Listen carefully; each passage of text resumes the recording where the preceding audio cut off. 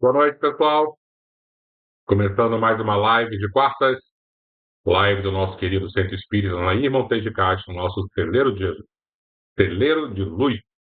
Que Jesus nos abençoe, ilumine e ampare, e que possamos, em mais essa noite, unir os nossos pensamentos e corações a esse mestre tão bom que nos dá tantas oportunidades. Espero que todos estejam muito bem. Eu tive que comprar um computador novo. Queria saber se vocês estão ouvindo direitinho, se está tudo direitinho aí, porque configurei novamente todos os programas para a live, e aí eu não sei se deu tudo certo. Vocês estão ouvindo bem? Estão me vendo bem? Está tudo certo?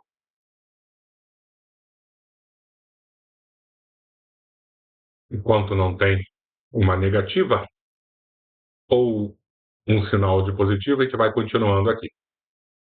E hoje nós vamos. Tá direitinho aí, né? Obrigado, pessoal. E hoje nós vamos continuar a leitura do nosso livro Nosso Lar. Já estamos na reta final do livro, no capítulo 47. Lembrando que são 50 capítulos, então falta muito pouquinho para encerrarmos essa leitura, que para mim foi extremamente agradável, espero que para vocês também. E lembrando que nessa reta final, estamos tendo alguns desfechos em histórias. E essa história maravilhosa que envolve André Luiz e a família que o acolheu na colônia Nosso Lar, com a matriarca, a senhora Laura, e hoje vamos falar um pouquinho sobre ela, os seus temores, porque está chegando a hora do retorno da senhora Laura à Terra. Ela vai reencarnar. Então vamos discutir de maneira bem superficial, vamos falar um pouquinho sobre o mecanismo da reencarnação, esses medos que envolvem, né? Porque se nós aqui na Terra, com essa roupagem de carne, temos medo de desencarnar, os espíritos também têm receios na hora de colocar o corpo de carne e nascer novamente aqui na Terra. Nada mais natural, né? E ninguém tem certeza se vai alcançar o seu objetivo, se vai ter êxito nas suas tarefas. A gente tem plena convicção que o mundo é repleto de desafios, né? E quando estamos desencarnados, temos mais convicções ainda, porque nossa mente está livre, temos muito pouco de amarras materiais para nos frear. E vamos falar então um pouquinho sobre isso nesse nosso capítulo. Dá aquela olhadinha para ver quem já está aqui conosco.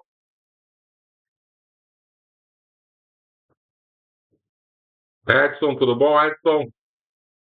Muito boa noite. Socorro, tudo bom, Socorro? Manda aquele beijo especial para seu Carlos. Lúcia Regina, tudo bom? Muito boa noite. Sérgio, boa noite, meu amigo. Bem-vindo na nossa live. Denise, tudo bom, Denise?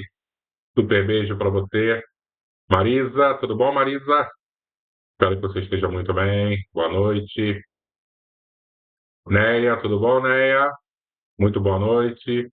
Maria Terezinha, boa noite para você também. Beijo especial no Netinho. Fala Netinho, parece que é um bebê, né? Mas é um rapaz. Manda um beijo para ele, tá?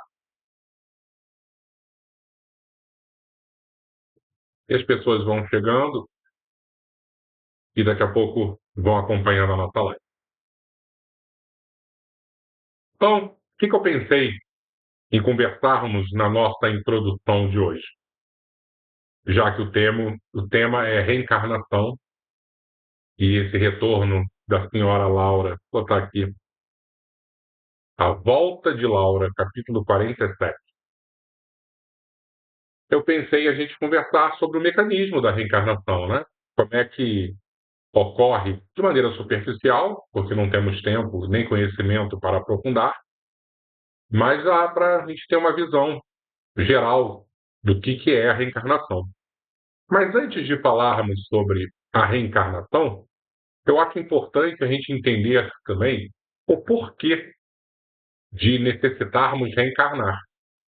Porque se pararmos para pensar, a vida é plena em nosso lar. A gente está lendo o livro Nosso Lar, então a gente consegue perceber que existe uma comunidade, existem objetivos, aprendizado. Por que que eu preciso, de vez em quando, descer aqui para a Terra, colocar uma roupa de carne, experienciar 40, 50, 60, 70, 80, 90, 100 anos e depois retornar à pátria espiritual? Qual o objetivo de usarmos essa roupagem material? Então é legal a gente voltar bastante no tempo e perceber que quando Deus cria o espírito, ele não cria prontinho como nós somos, com essa cognição, com essa clareza de pensamento, por mais limitados que ainda sejamos. O espírito, quando ele é criado, ele não tem essa potência toda que já desenvolvemos. Os próprios espíritos, quando apresentaram essa ideia para Kardec, eles não chamam nem essa fase inicial da criação dos espíritos por Deus de espírito, eles chamam de princípio inteligente. Não é ainda um espírito como nós conhecemos, como nós somos. Eles vão se transformar nisso através de muito, muito tempo. Então, quando Deus cria, repetindo, ele não cria espírito, ele cria princípios inteligentes que, com o decorrer dos milênios, vão juntando conhecimento até chegar no estágio onde nós estamos hoje, que ainda é um estágio intermediário. Temos muito, muito, muito o que viver até chegarmos, por exemplo, no pleno estado que seria a angelitude. Tá?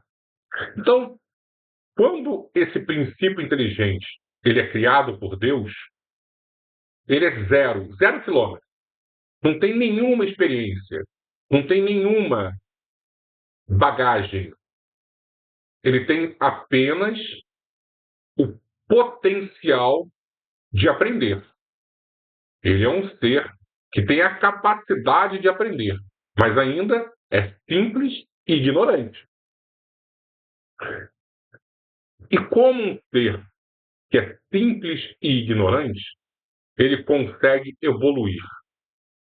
A gente não tem essa resposta, mas a gente consegue perceber que, através do contato desse princípio inteligente com a matéria com as suas particularidades, com as suas leis físicas, ela consegue fazer com que esse princípio inteligente vá evoluindo.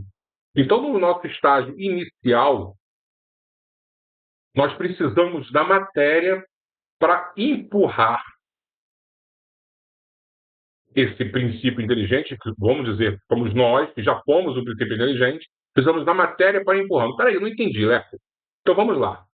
Nós não temos nenhum conhecimento, nós somos simples e ignorantes na nossa formação.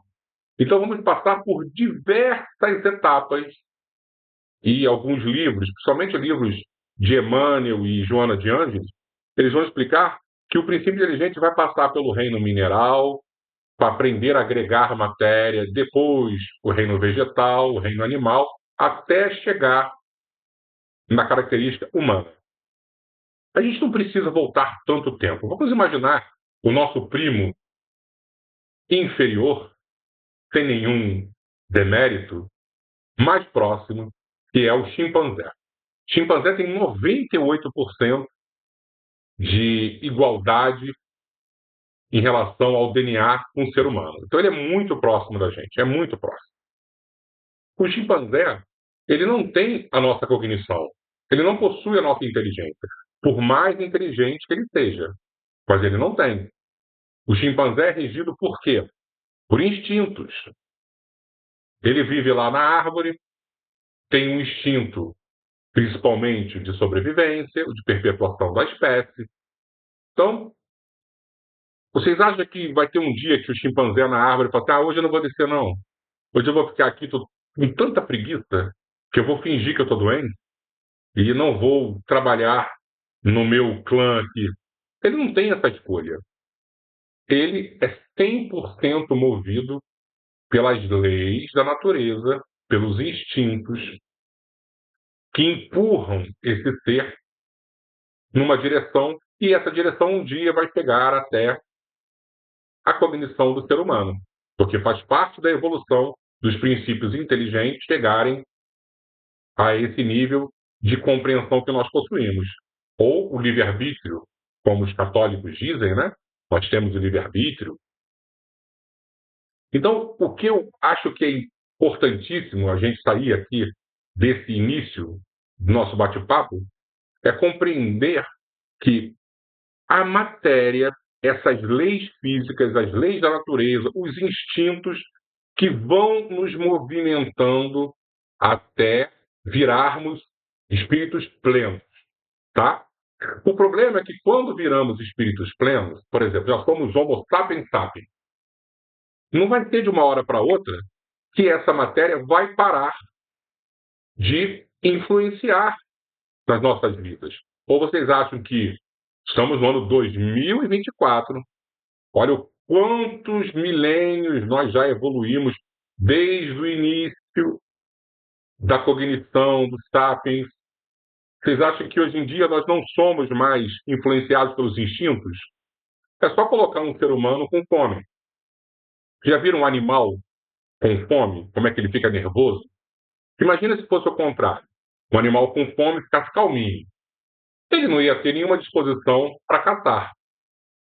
Mas como ele faminto, ele fica extremamente agressivo, ele vai caçar como um bicho feroz e a chance dele sobreviver, a chance dele se alimentar é muito maior. O homem, hoje em dia, com fome. A gente sabe como é que o nosso humor varia quando estamos com sono, quando estamos com fome, quando estamos com calor, quando estamos em perigo. Nós percebemos o que é isso. Ainda é um instinto que influencia, por mais livres de pensamento, por mais capacitados cognitivamente sejamos, o instinto, essa força que vem da matéria, é extremamente forte. E por que eu estou falando isso? Para deixar muito claro de que, quando estamos encarnados, não somos livres. Nós estamos, de uma certa forma, presos num corpo de carne que vai nos empurrando numa direção do progresso. Então, peraí, Leto, eu não entendi. Você está dizendo que quando descemos aqui na Terra, reencarnamos, estamos sujeitos às leis materiais, mas eu sempre achei que o espírito é que comandava tudo. Que a matéria seria apenas um boneco onde o espírito é aquele que fica manipulando a matéria. De uma certa forma, sim. Mas o inverso também é extremamente importante. E acontece. A matéria também influencia o espírito. E pelo fato da matéria influenciar o espírito, ela nos porta a alguns aprendizados e nos presenteia com alguns movimentos épicos. Então, por exemplo, a nossa infância. Eu posso ser o espírito que for. Quando eu estou no corpo infantil, quando eu sou uma criança aqui na Terra, eu sou muito mais dócil, sou muito mais propenso ao aprendizado. Então, isso é um presente que Deus nos dá, porque essas etapas facilitam e ajudam na nossa compreensão. Ah, mas tem aquela criança que tem problema desde pequenininho. Na média, funciona. Mas, em alguns casos, o espírito é tão rebelde que essa criança vai ser muito, muito rebelde e vai ter mais dificuldade. Mas, na média, colocar um espírito num corpo de carne, em diversos momentos, vai facilitar demais o aprendizado dele. Então, voltando, o período da infância é aquele período onde o cérebro está se formando e as informações que estão chegando ali, elas vão ter muito peso na hora do momento que esse espírito estiver num corpo adulto. Então, olha a dádiva, olha o presente de Deus, pegar nós, rebeldes, colocarmos num corpinho de uma criança e uma família equilibrada, pais que sabem educar, que estimulam, que falam sobre. Que, falam não, eu vou corrigir, que exemplificam o amor. Então, a chance dessa criança ser bombardeada por bons exemplos, por boas ações, é enorme. E a chance dela se transformar num homem de bem também é enorme. Então, viver na carne é uma grande oportunidade, porque a matéria facilita essa transformação. Ok, e depois dessa fase inicial que a matéria facilita, o que mais ela pode nos influenciar? Diversas coisas. Então, o exemplo que eu gosto sempre de dar, eu acho que eu já dei aqui, desculpa a repetição, é: imagina que eu já vivi 10 encarnações seguidas, anteriores a essa vida, e eu sempre fui homem. Sempre nasci num corpo masculino, sexo masculino. Chega um momento que meu mentor fala: pô, Leco, olha só, 11 vidas seguidas num corpo de um homem.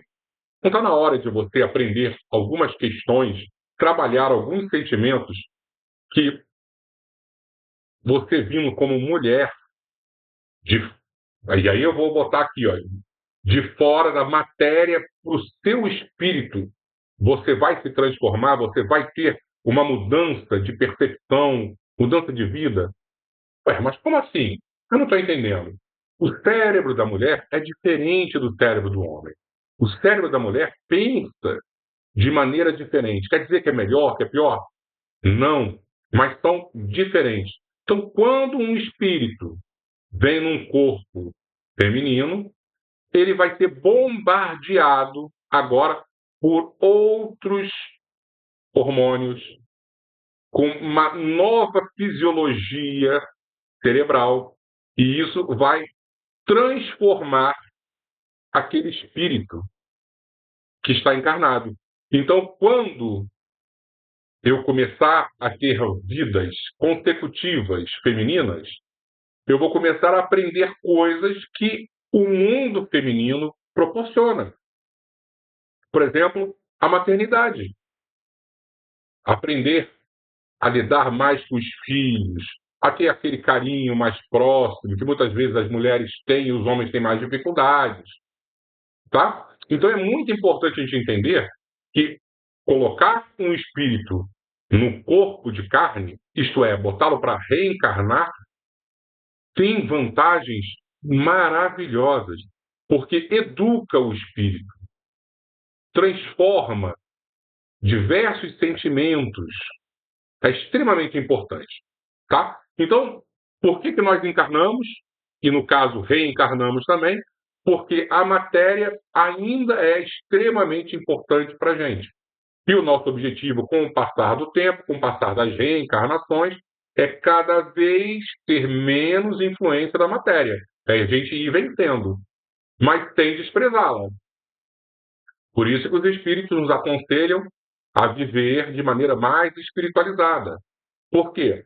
Porque quando a gente vive de maneira mais desprendida da matéria, nós vamos nos libertando. Mas lembrando que nós não estamos nesse corpo à toa. Esse corpo influencia demais no nosso espírito. Então, de alguma maneira, falamos o porquê de virmos aqui para o planeta Terra, o porquê de usarmos um corpo material e não estarmos o tempo inteiro na espiritualidade. Porque a gente poderia aprender na espiritualidade diversas coisas, sim, só que o tempo seria muito maior. Quando a gente vem aqui para a Terra, é como se fosse um catalisador e que acelera a reação. Ok? Depois disso, é entender o processo da reencarnação. Porque, de alguma forma, às vezes a gente acha que é o acaso, né? Ah, eu nasci nessa família, é o acaso. Eu sou irmão de fulano por acaso. Eu sou pai de Beltrano por acaso. Eu sou filho da fulana por acaso. Não, não existe acaso. Reencarnação é um planejamento enorme, extremamente complexo. E muitas das vezes nós não participamos desse planejamento. Imagina um pai e uma mãe conscientes. Eles têm um filho. Vocês acham que o filho de 1, 2, 3, 4, 5 anos vai definir qual escola que ele vai estudar, o que ele vai fazer? Não. Se ele vai estudar no turno da manhã, no turno da tarde, se é turno integral, se vai aprender inglês logo cedo. A criança não está preparada para isso. São os pais que definem. E muitas das vezes nós também não estamos preparados para o planejamento reencarnatório.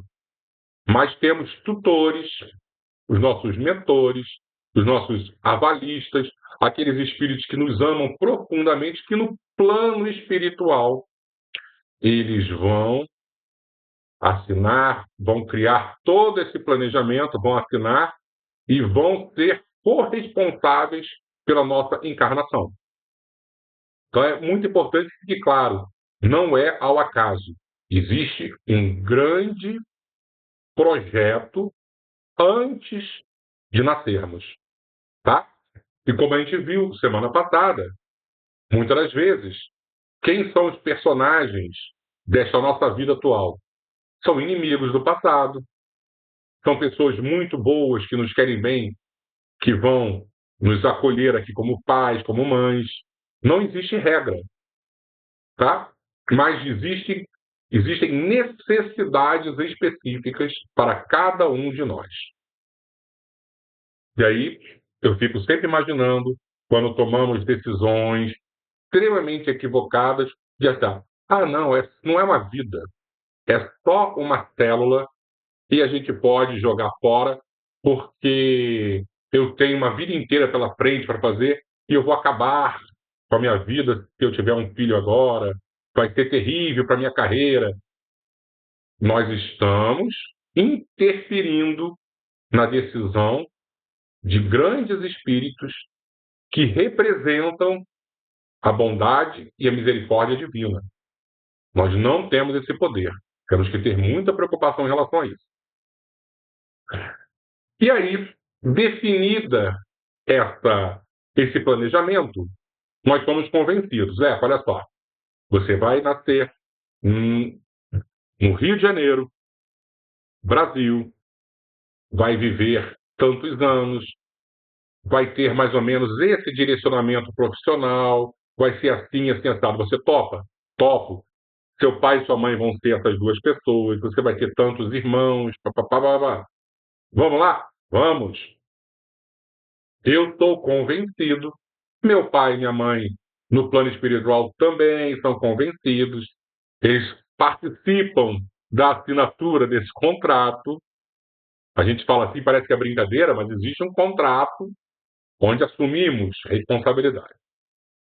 E aí, no momento específico, eu sou levado até a casa dos meus pais. Isso está bem descrito no livro Missionários à Luz, também de André Luiz, tá? Psicografado por Chico Xavier. Se eu não me engano, é a reencarnação de Segismundo.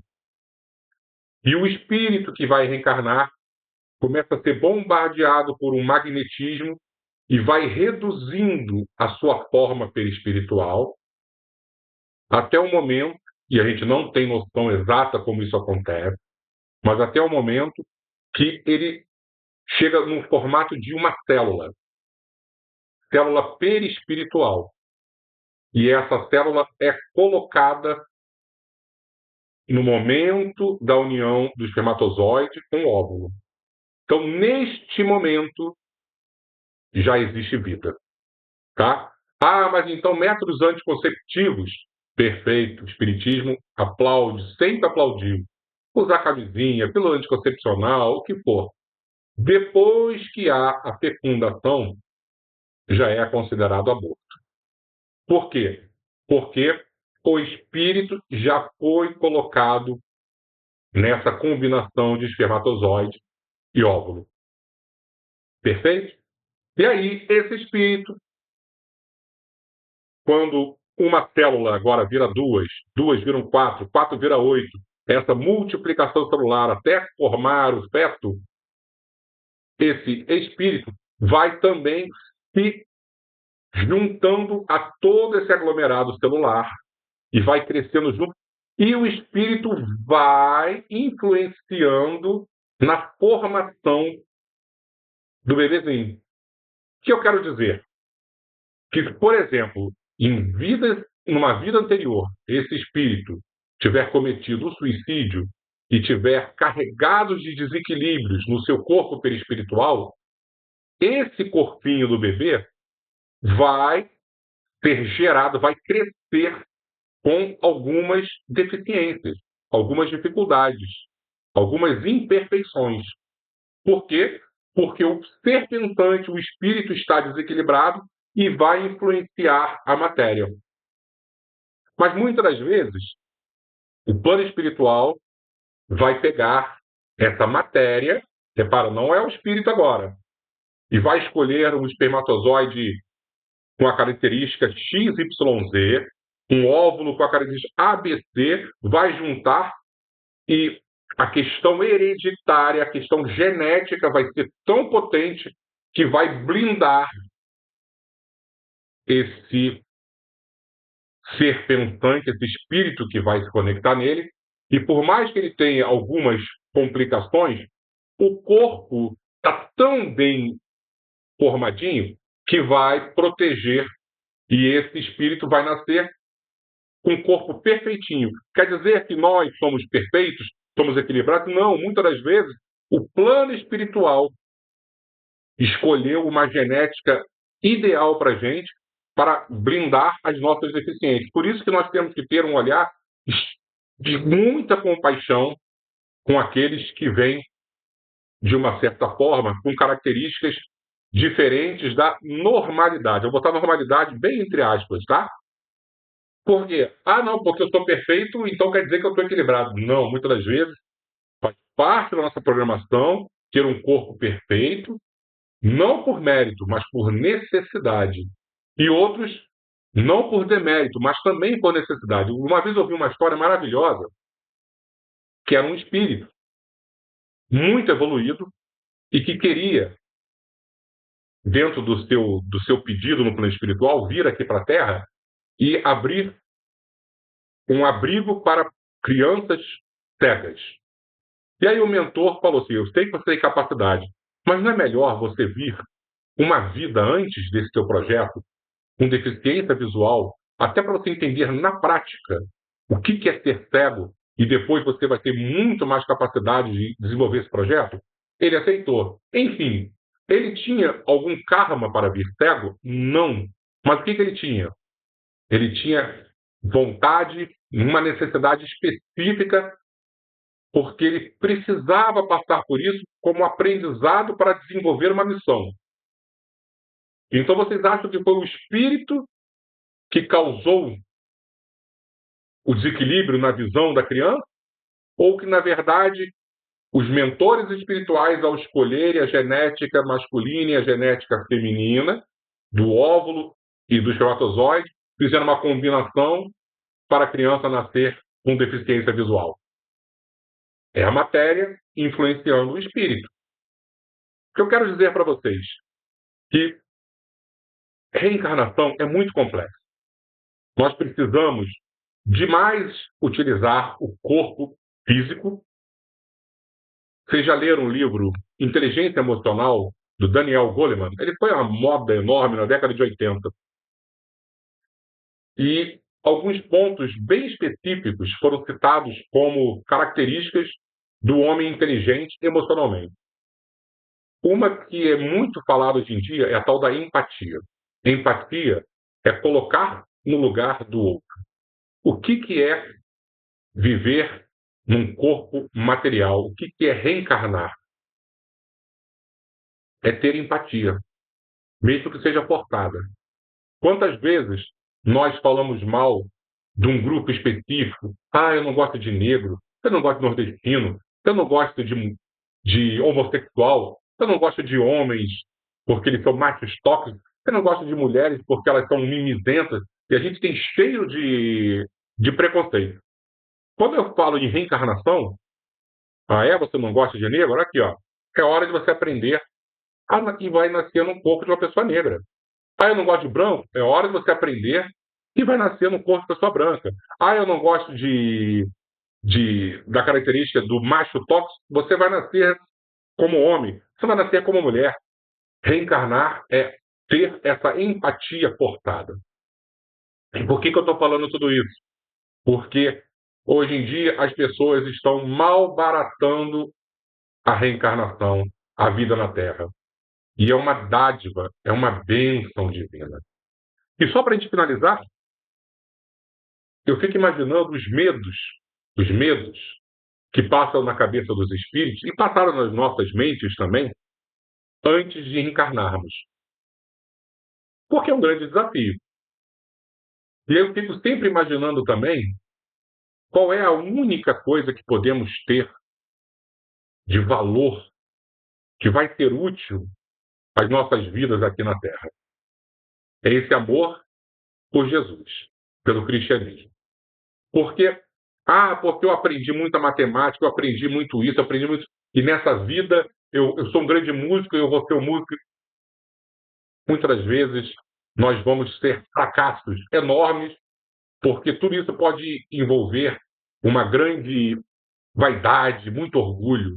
Mas quando tentamos desenvolver nos nossos corações esse amor por Jesus, eu posso nascer onde for, que eu vou ter a oportunidade de encontrar uma Bíblia, uma igreja, uma outra pessoa que concorda comigo, e essa semente vai brotar.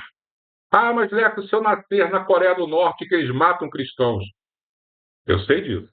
Mas mesmo lá, existem norte-coreanos que de maneira escondida leem, rezam, oram e têm uma vida digna, moralizada. Em qualquer lugar, em qualquer época da história, claro, depois da vinda de Jesus, o Cristo esteve vivo nos corações daqueles que semearam o Evangelho. Então, a gente pode estar em qualquer momento de nossas vidas. Lembremos sempre de Jesus e temos a certeza que quando encarnarmos ou quando desencarnarmos, vamos estar protegidos por esse ideal. Vamos começar a nossa leitura?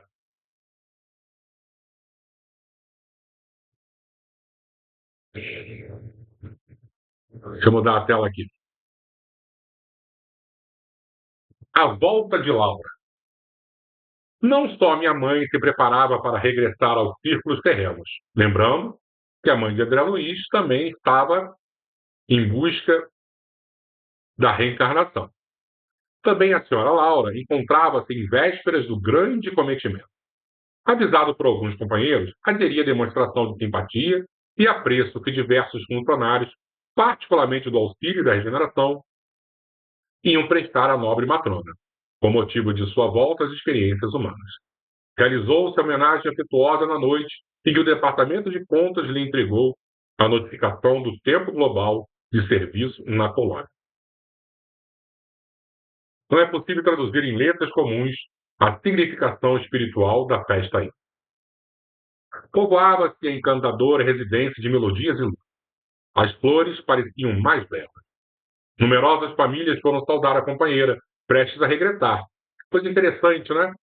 Ela vai, de alguma forma, morrer para nosso lar, vai passar muito tempo na Terra, e as pessoas vindo comemorar, né? É um sentido diferente.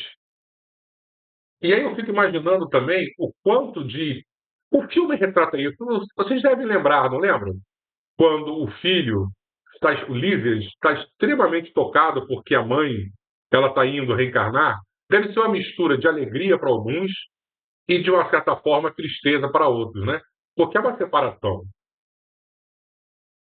Povoava-se encantadora residência de melodias e luzes.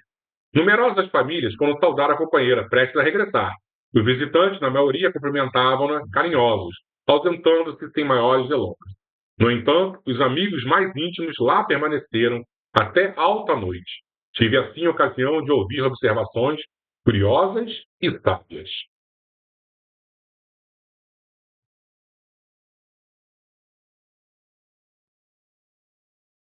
A senhora Laura me pareceu mais circunspecta e mais grave. Notava-se-lhe o esforço para acompanhar a corrente de otimismo geral. Repleta a sala de estar, a genitora de Lisa explicava ao representante do departamento. Creio não me demorar mais que 2 dias. Terminar as aplicações do serviço e preparação do esclarecimento. E com um olhar algo triste concluía. Como vê, estou pronta. Eu gostei do com um olhar algo triste, né? O interlocutor tomou a expressão de sincera fraternidade e acrescentou estimulando-a. Espere, entretanto, que se encontre animada para a luta. É uma glória seguir para o mundo nas suas condições. Milhares e milhares de horas de serviço a seu favor, perante a comunidade de mais de 1 milhão de companheiros. Além disso, os filhinhos constituirão seu belo estímulo à retaguarda. Tudo isso me conforta, exclamou a dona da casa, sem disfarçar a preocupação íntima. Mas devemos compreender que a reencarnação é sempre uma tentativa de magna importância. Reconheço que meu esposo me precedeu no enorme esforço e que os filhos amados serão meus amigos de todo instante. Contudo, você vê que o espírito pode ser, de alguma maneira, bem equilibrado, bem maduro, mas na hora da reencarnação deve bater uma grande angústia. Para essa, não se deixe levar por conjecturas, atalhou o ministro Genésio. Precisamos confiar na proteção divina, em nós mesmos. O manancial da providência é inesgotável. É preciso quebrar os óculos escuros que nos apresentam a paisagem física como exílio amarguroso. Não pense em possibilidades de fracasso. Mentalize sim as possibilidades de êxito. Além do mais, é justo confiar alguma coisa em nós outros, seus amigos, que não estaremos tão longe no tocante à distância vibratória. Pense na alegria de auxiliar antigas afeições, pondere na glória imensa de ser útil. Sorriu a senhora Laura, parecendo mais encorajada, e asseverou: tenho solicitado o socorro espiritual de todos os companheiros, a fim de manter-me vigilante nas lições aqui recebidas. Bem sei que a Terra está cheia de grandeza divina. Basta recordar que o nosso Sol é o mesmo que alimenta os homens. No entanto, meu caro ministro, tenho receio daquele ouvido temporário, daquele esquecimento temporário em que nos precipitamos. Sinto-me qual enferma que se curou de numerosas feridas. Em verdade, as úlceras não mais me apoquentam, mas conservam as cicatrizes. Bastaria um leve arranhão para voltar à enfermidade. E é interessante, né? Que eu acho que a gente sabe mais ou menos o que está acontecendo. Quantos espíritos devem encarnar de maneira tão leviana? E quantos outros, mais maduros, devem compreender a profundidade, a questão, a importância, né? E devem se precaver, devem ficar realmente com esse peso. É igual você vai fazer uma prova, está muito preparado, mas sabe que a prova é difícil. E você entra inseguro. E quando você vai fazer uma prova e você não tem a mínima noção, você não está preparado, tá, o que for aí está valendo. Né? Eu estou naquela calma da ignorância. Então você vê nitidamente ela com esse peso, né? Com esse receio. Por quê?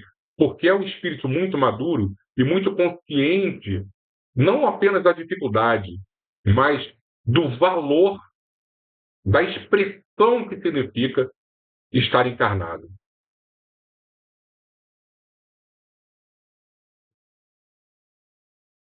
O ministro esboçou os gestos de quem compreendia o sentido da ligação e revidou.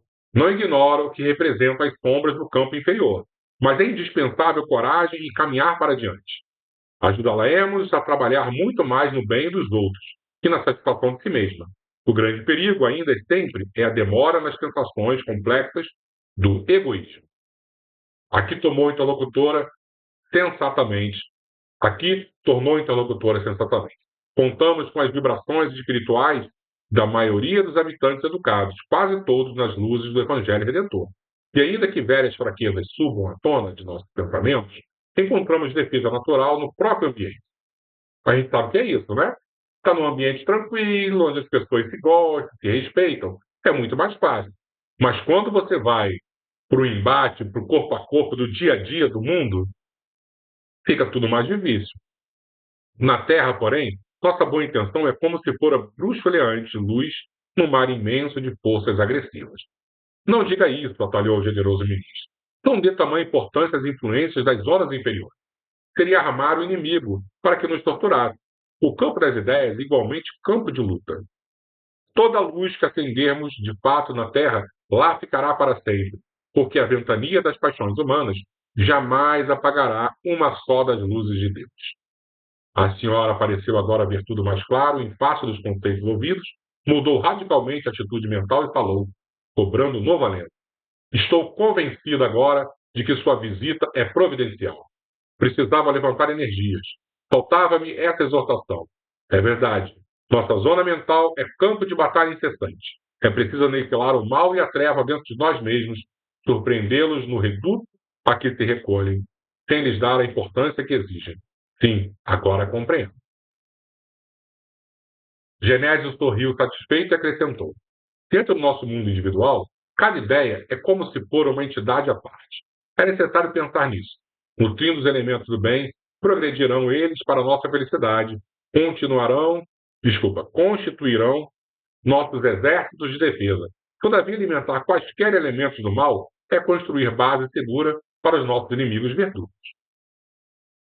A essa altura, o funcionário das contas observou que não podemos esquecer que Laura volta à Terra com extraordinários créditos espirituais. Isso é muito importante.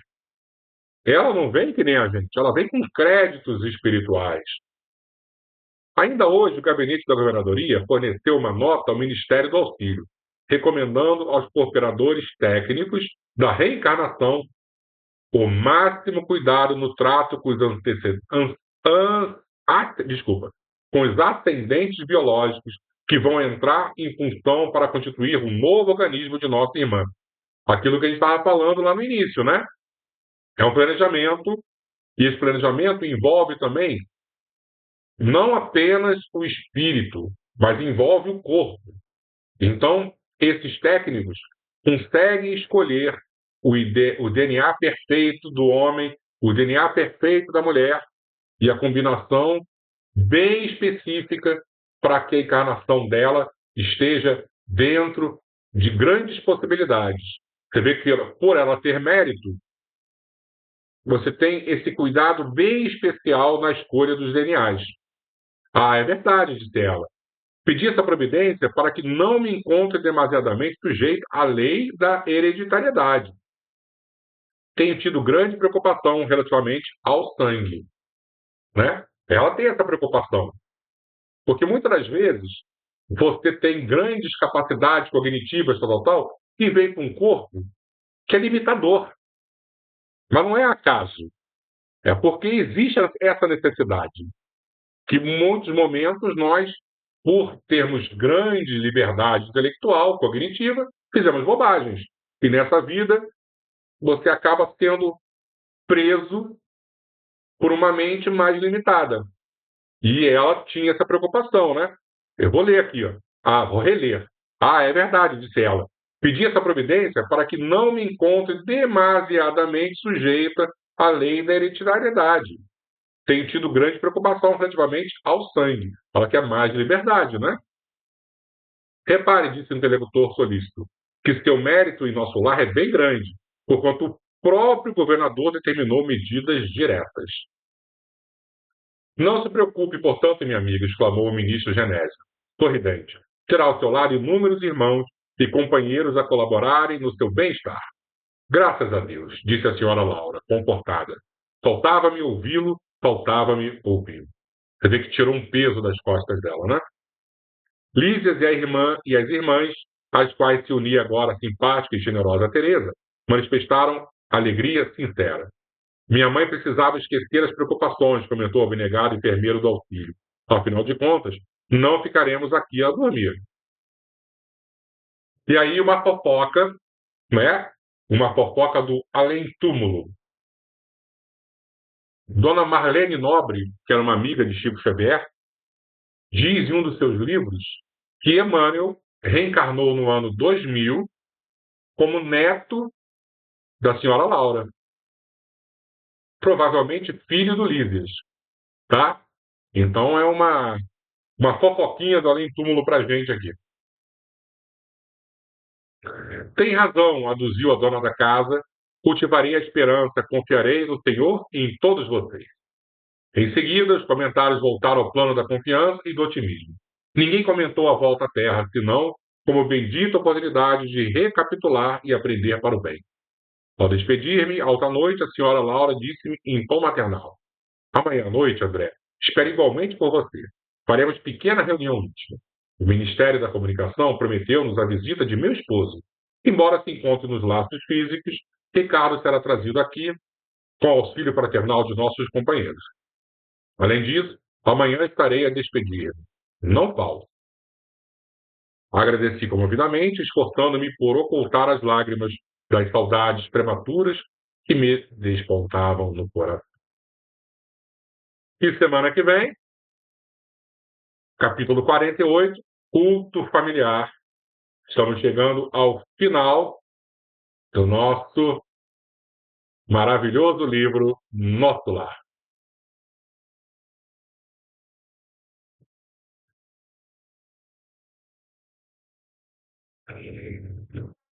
Bem, espero que vocês tenham gostado. Eu sei que hoje foi um tema mais complexo, né? Nem sempre as coisas vão ficar claras, até porque isso é um universo muito, muito distante do que nós temos de experiência aqui na Terra. E eu fico sempre a pensar o que de ciência ainda nos aguarda como aprendizado. E eu lembro sempre de Kardec, ao codificar o Espiritismo, deixar muito claro que o Espiritismo é uma filosofia, uma religião e uma ciência. Então, essa ciência espírita, a cada ano, ela vai sendo apresentada para a gente. Esses livros de André Luiz, eles foram psicografados na década de 1940, 1950, e depois de muitas décadas, somente os médicos foram começando a compreender e a dar valor e a entender que André Luiz antecipou muitas, muitas verdades da ciência. Eu já assisti algumas palestras de médicos, né? Isso no YouTube, onde eles citam, né? Isso na década de 50, quando André Luiz falou, e eu não vou lembrar exatamente o que, porque eu não sou médico, aí eu vou ter dificuldade. Mas eles citam, isso quando André Luiz falou no livro assim, assim, assado, ninguém sabia. Hoje já é comprovado. Como André Luiz realmente, ele antecipou diversas questões da ciência espiritual aqui para nós da Terra. Fazer a nossa prece, então? Como o Albertinho já colocou, nossa água. E vamos buscar sempre a presença. Vamos convidar aos nossos lares, nossos queridos amigos da espiritualidade, nossos companheiros que operam na falange do Dr. Bezerra de Menezes. Hoje é o dia que seremos, de alguma forma, agraciados com a cura física e espiritual. Vamos fazer a nossa prece. Vamos fechar os nossos olhos, como de costume, e vamos lembrar desse nosso querido mestre, que há 2000 anos colocou em nossos corações uma semente. E se hoje somos quem nós somos, é porque esse médico das almas insiste em regar os nossos corações. Há 2000 anos, Jesus nos provou que tudo é possível. Basta a fé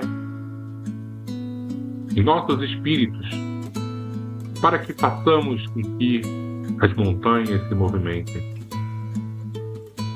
E quando falamos em montanha, não estamos exatamente citando a geologia da Terra, mas as dificuldades que muitas das vezes são enormes, as dores que parecem intransponíveis, os desafios que se apresentam de maneira avassaladora. E Jesus nos ensinou o poder da fé, o poder da oração. E é por isso que estamos aqui hoje. Justamente para lembrar que tudo é possível neste nosso Mestre que amamos tanto.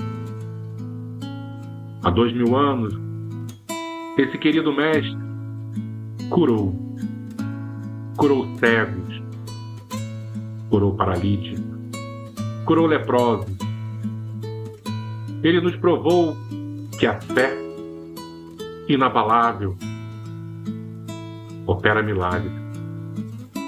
E hoje, Senhor, aqui estamos, implorando por Ti, implorando pelo Seu olhar que nos cura e nos convida à saúde integral.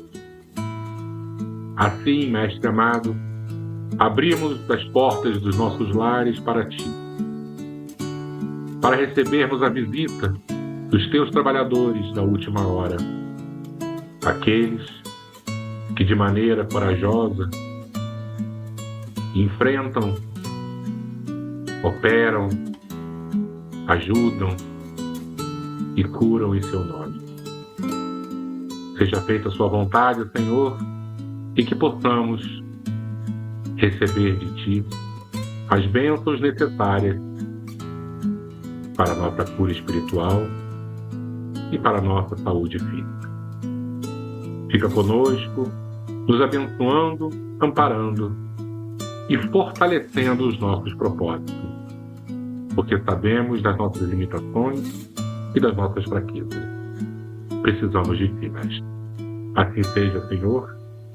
Graças a Deus.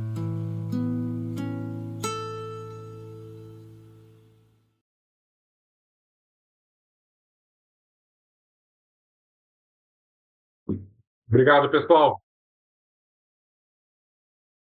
Mais uma quarta-feira reunidos em nome desse Mestre amado e que possamos unir os nossos corações sempre, porque juntos, de alguma forma, vamos mais longe, juntos somos muito mais fortes. Fiquemos com Jesus, fiquemos com Maria e, acima de tudo, com Deus, nosso Pai, que está no céu. Boa noite e até a semana que vem, se Deus quiser.